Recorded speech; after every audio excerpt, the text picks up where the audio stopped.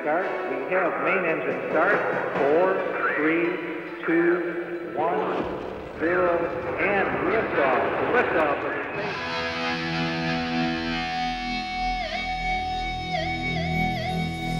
In our natural pursuit of knowledge, space has always mystified and beguiled us. Over the past 5 decades, we've pushed the final frontier inevitably onward into the ether. The cost has been colossal. Now every day, new data, new conclusions, and the thirst for deeper exploration propel us inexorably onward. The advantages of the discoveries made through space travel are myriad, but the fundamental curiosity as to what is out there will always fascinate and taunt us. Come with us now into the unknown and discover the disappearing frontier. Coming up in this edition, the early shuttle flights 5 to 8 proved not just the operational capacity of the shuttle, but also conducted many scientific experiments. Back in 1959, America had a dream to get into space. Today we look at the selection, development and training of the men chosen for Project Mercury, America's first manned space flights.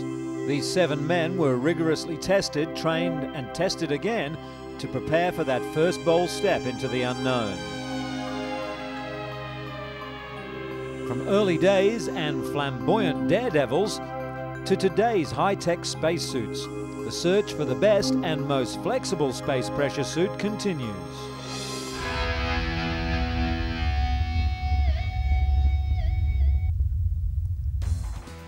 The primary purpose of the early operational space shuttle flights was to effectively deliver and return satellites into Earth orbit, but they also conducted many valuable scientific experiments and were responsible for several other firsts in space.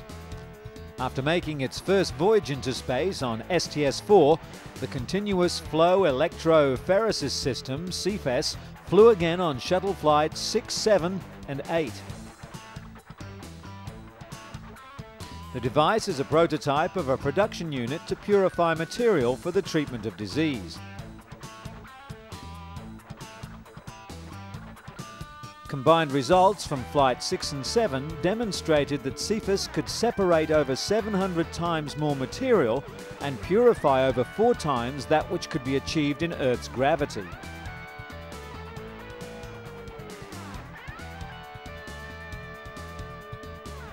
Shuttle Flight 8 was the first of CFES to separate living cells.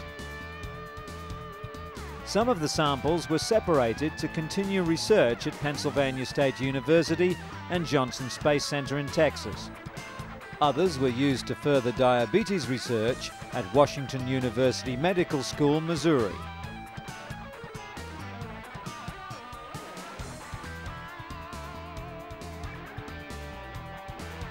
Other scientific activity conducted on shuttle flights 5 through 8 focused, as the CFES had, on research and materials processing, greatly enhanced when performed in the weightlessness of space.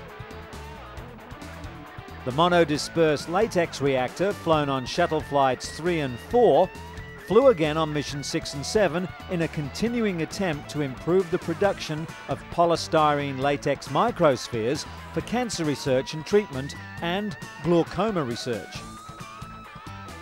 5 student experiments flew on the 4 flights as part of an annual science competition. Studies varied from fluid convection to sponge and crystal growth to biofeedback.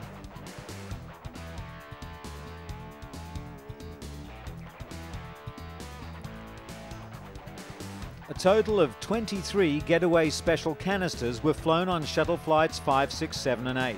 Some contained stamped envelopes of the US Post Office commemorating spaceflight. Others grew snow, exposed seeds to zero gravity, and studied the effects of weightlessness on a colony of ants. NASA's Getaway Special Program was a unique opportunity to fly small, self-contained payloads on board shuttle on a space-available basis and at a very low cost. Perhaps the studies with the most human interest were those done on space adaptation syndrome, also known as space motion sickness, a malady which affects approximately half of all astronauts. The most expensive studies of SAS were done on Flight 8, focusing primarily on the neurological system. Oral sensitivities were tested, as well as eye movements and repeated physical motion. Measurements were taken of limb volume and external tissue pressure. If any of these tests looked torturous, it's no wonder the crew dubbed the doctor's middeck working area a chamber of horrors, and mockingly gave him a taste of his own medicine. Astronaut crews got along very well with each other on missions 5, 6, 7 and 8. Yet they were the largest, most diverse crews in the history of spaceflight. Flight 5 carried the first 4-person crew. Flight 6, calling themselves the Over-the-Hill Gang, tallied up all their experience to get a grand total of 111 years of aviation action. Flight 7 carried the first 5-person crew, including the first American woman to fly in space, appropriately named Sally Ride.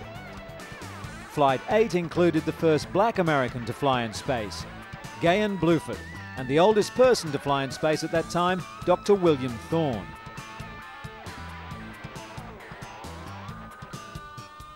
With ejection seats gone from the flight deck, and water storage tanks and instrumentation gone from the middeck, there was much more room to accommodate the larger crews. There was also opportunity for privacy, exercise, and as usual on any important trip, plenty of food. The success of flights 5, 6, 7 and 8 represented many accomplishments for the Space Shuttle program. Most importantly, the missions proved the operational capability of the space transportation system, that useful work can be done in space for the benefit of people on Earth. As we now know, this was just the beginning, as NASA's fleet of shuttles, their astronauts and capabilities continue to grow.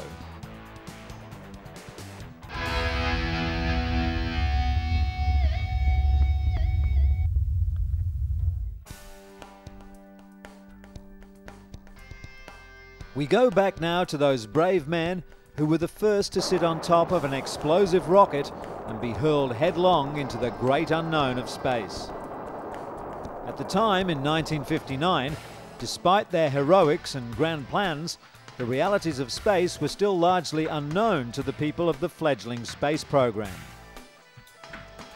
From exhaustive testing for things that they were not even sure existed, 7 men were chosen for America's first foray into manned space exploration, the Mercury project. Why must man attempt this adventure? Why venture into space? To explore his world, man has always risked the unknown, because it is unknown, and it is man's nature to know. This story looks at the beginnings of American manned space exploration.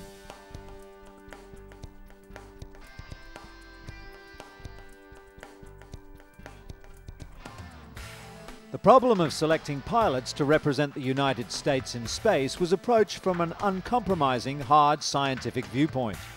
From all the active pilots in all the branches of the armed forces, the service records of 473 test pilots were selected for review.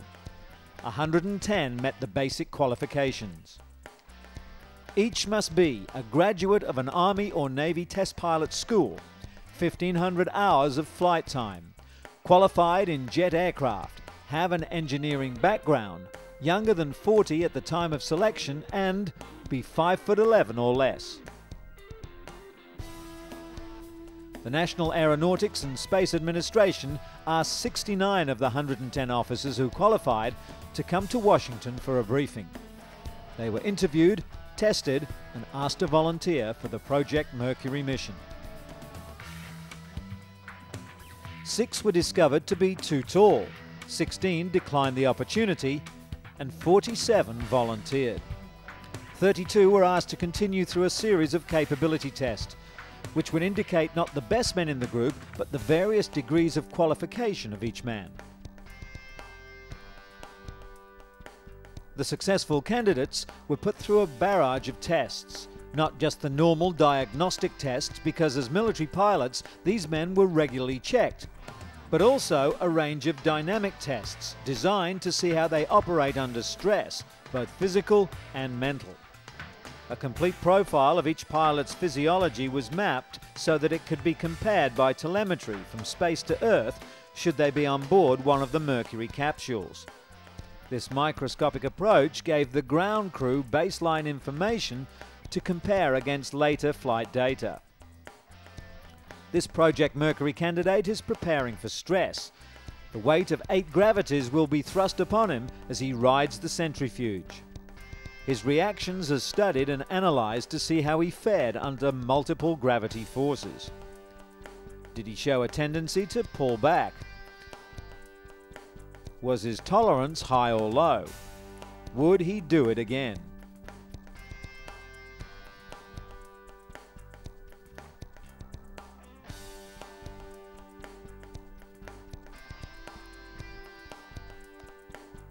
Now his equilibrium would be tested. How does freezing water affect his pulse and blood pressure?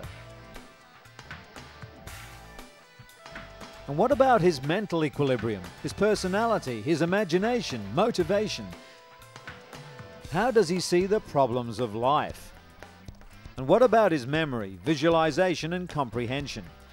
Ask him to describe himself in 100 different ways with a battery of tests. Make him walk up and down stairs for 5, 10 or 15 minutes until his muscles groan. Take him for a walk adjusting the slope until his heart beats 180 times per minute. These tests continued till all 32 men had been thoroughly evaluated in every way they could think of. Donald K. Slayton.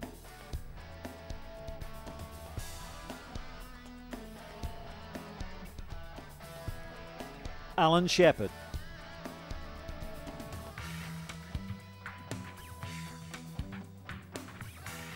Walter Schirra.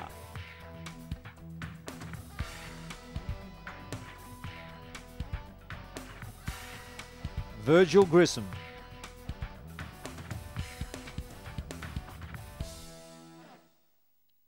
John Glenn.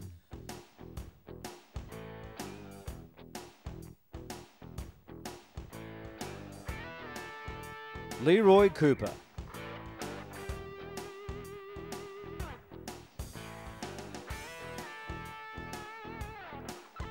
And Malcolm Scott Carpenter.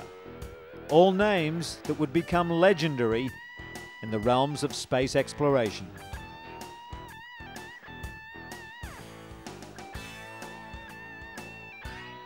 Then the 7 began the real training. They wanted to know all the answers and prepare as well as they could for any eventuality. The flight schedule included first instrumented capsules, then capsules with a monkey aboard, and then one of the 7 would go into space.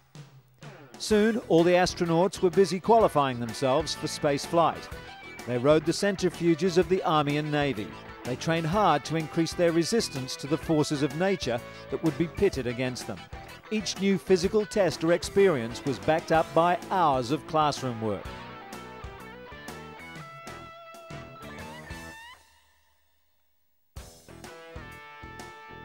The time had come to select the pressurized flight suit they would wear. All of the suits tested were air-conditioned and had an attachable helmet. They would also protect the astronauts from heat and the deafening 155 decibels of the blast off. The problem was to select a suit which had complete pressure integrity, which was resistant to temperature and was not too bulky. A suit which allowed comparative freedom of movement, yet a suit that was completely reliable. This modified Navy Mark IV suit worn by Shepard was selected for further testing. The physical testing and acclimatization of the astronauts continued. Here, the astronaut must learn to tolerate the heat he will encounter on re-entry into the Earth's atmosphere. These quartz tube lights produce concentrated heat. Among the astronauts, each was assigned a specialist area of expertise, and he was responsible to the other crew members in that specialist field. Walter Schirra was charged with the special problem of studying the capsule environment, and it certainly looked like hot work. In the submarine carbon dioxide chamber at Bethesda, the astronauts learned that space medicine and submarine medicine have common problems. Under emergency conditions, there is the possibility of high amounts of carbon dioxide being generated within the capsule or the submarine's hull. After 2 hours in the chamber under 3% carbon dioxide, the men were tired, but at least they believed they would have the energy and sense to make a complete orbit of the Earth, and then to make an emergency re-entry and landing should the need arise. The parallels between underwater swimming and the pressures of spaceflight are numerous and easily apparent to the astronauts. To be able to take the physical punishment of astronaut training, these men must be conditioned like athletes, but with greater flexibility and greater mind and body toughness. As well as being excellent fitness training, swimming underwater accustoms the astronaut to a forced breathing discipline and closely approximates the condition of weightlessness which will be encountered in orbital flight.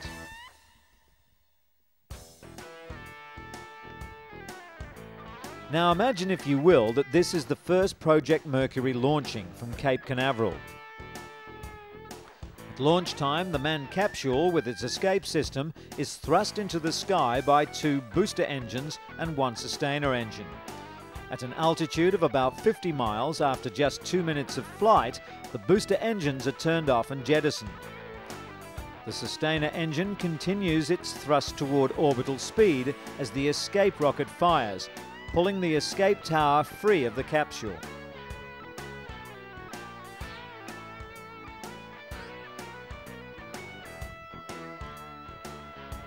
Orbital speed will be achieved at about 100 miles altitude. Once in orbit, explosive bolts release the capsule. Separation rockets on the capsule will fire, pushing the capsule away from the Atlas.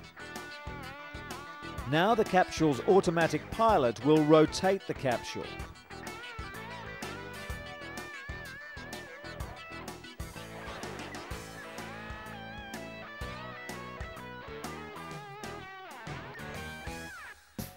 If the automatic pilot fails to respond or becomes erratic, the pilot has controls to maneuver the capsule into proper orbital attitude. Through his window, the pilot has a world-class view of the Earth laid out beneath him and the heavens above.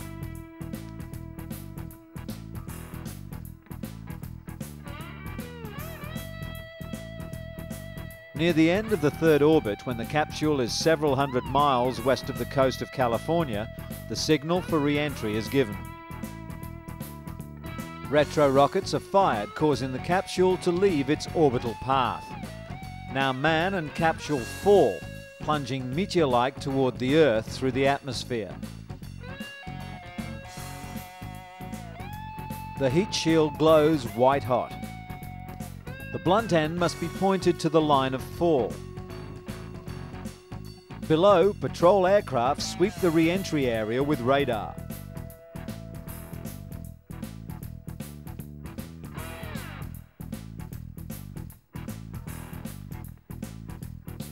At 10,000 feet, the main parachute extends and a small sonar bomb is released.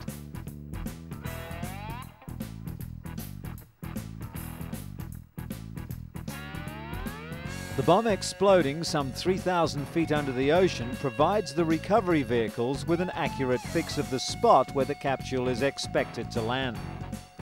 When the capsule hits the water, the parachute is released and sea dye marker spreads out over the surface of the water. As the capsule floats to the surface, a signal light and automatic radio transmitter indicate the exact position. And so, with hard work, dedication and a fearless approach, man was finally ready to begin his adventure in space.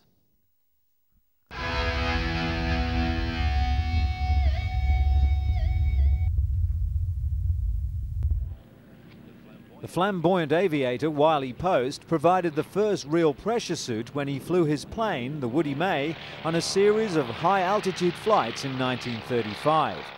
Years later, many suits designed for space were still based on Post's design. There were even designs that never made it. This lunar model was developed at a time when it was uncertain if the moon's surface could support a person's weight. Our first spacesuits are direct adaptations of the Army and Navy's high-altitude pressure garments. John Glenn, America's first astronaut to orbit the Earth, used one of these pressure suits in his capsule, Friendship 7, in 1962. Later, astronaut Ed White made history as America's first spacewalker. Now, for the first time, the suits had to withstand the vacuum of space outside of our atmosphere and be able to protect the astronaut from extreme temperatures and micrometeorites. For the astronauts to land on the moon, a different set of functions was required.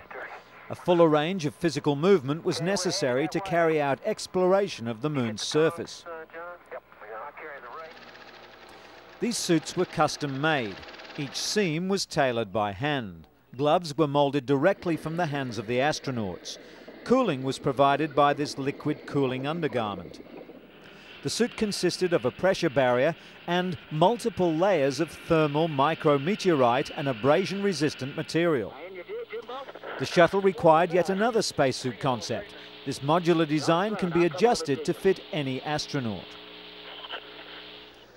Today, there's much work underway at the Johnson Space Center, testing a zero-free breath suit, or ZBS, targeted for use on the International Space Station. In the underwater test facility that simulates space conditions, astronaut Jerry Ross test drives the suit while practicing the assembly of space station structures. This prototype suit eliminates the extensive pre-preparation of a suit required before working in space, as is done with the current shuttle suit. Not only will this be more efficient, but also the saving in time will allow astronauts to respond to emergencies immediately.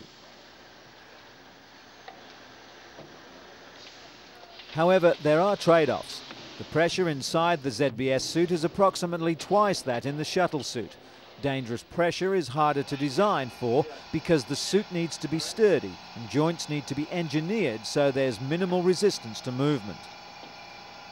Across the country, another spacesuit designer at the Ames Research Facility in California is working on a suit using hard spacesuit technology, which may one day see application on the space station. The suit, designed by Vic Vicukal, can be entered from the rear and is built entirely of aluminium. Good material for space as it shields well against radiation and will stand up to the daily rigors of the space station. Through time, spacesuits have evolved from limited mobility systems to the present, where we're seeing more and more sophistication for use on the space station and beyond.